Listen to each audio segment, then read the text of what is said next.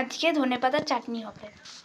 আদা দেওয়া হয়েছে, রসুন, লঙ্কা, টমেটো আর ধনেপাতা, নুন, সর্ষের তেল আর হলুদ দিতেও পারো।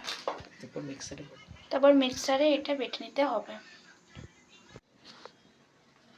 নুন দিচ্ছে,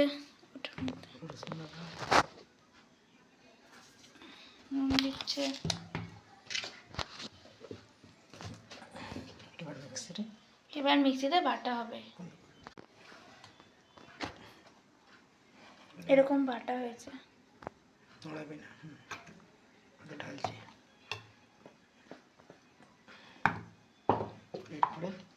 তেল দিতে হবে, এবার সরষের তেল দিতে হবে।